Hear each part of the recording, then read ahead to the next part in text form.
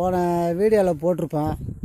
இந்த வாழைக்கண்ணே மூடிக்கிச்சு, அந்த அளவுக்கு சாட்டின பூண்டு கிளம்பி களை முண்டுக்கிச்சின்னு ஒரு வீடியோ போட்டிருப்பேன். பாருங்கள், அழகப்போ வந்து வண்டி வச்சு ஓட்டி டில்லர் மிஷினை வச்சு ஓட்டி கண்ணை சுற்றி ஏற்றாச்சு. பாருங்கள், நாளைக்கு தீனி வச்சு அப்படியே மண்ணை போட்டு மறைக்க வேண்டியதான். மறைச்சிட்டு அப்படியே தண்ணி போட்டு விட வேண்டியதான். பாருங்கள், அப்படியே வாழைக்கண்ணே இல்லாத அளவுக்கு மறைச்சிக்கிச்சு. அப்படியே வாழைக்கண்ணு இருக்கிற இடமே தெரியாது, வந்து அப்படியே களை முண்டுக்கிச்சு. வெறும் சாட்டின பூண்டு. இப்போ அழகாக வண்டி வச்சு ஓட்டி கண்ணை சுற்றி பொண்ணுங்களை வச்சு கண்ணை சுற்றி எடுத்தாச்சு. எடுத்துட்டு பாருங்கள், இதே பாருங்கள், இன்னும் ஒரு 2 தண்ணி குறைஞ்சபட்சம் ஒரு 3 தண்ணி பாயிட்டோம், உடனே திருப்பி களை முண்டுக்கும். பாருங்கள், இப்போ எவ்வளோ அழகாக சுத்தமாக இருக்குது.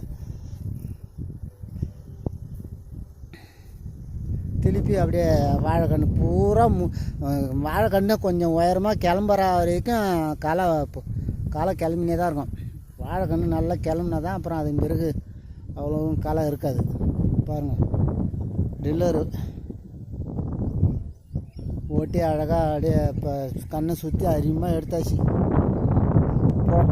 டிஏபியும் யூரியாவும் வச்சு மண் தள்ள வேண்டிதான். மண் தள்ளி ஒரு 2 அடுத்து 2 தண்ணி திருப்பினா போதும், கண்ணு கிளம்பிடும். பாருங்கள், இப்போ எவ்வளோ அழகாக சுத்தமாக இருக்குது. பாருங்கள்,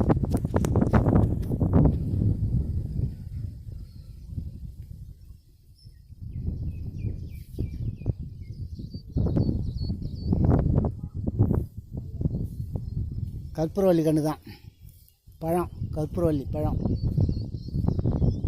இந்த வீடியோ பிடிச்சிருந்தால் லைக் பண்ணுங்கள், ஷேர் பண்ணுங்கள், கமெண்ட் பண்ணி விடுங்க. ஒரு விவசாயிக்காக ஷேர் பண்ணி விடுங்க. அனைவர்கிட்ட போய் சேரட்டும்.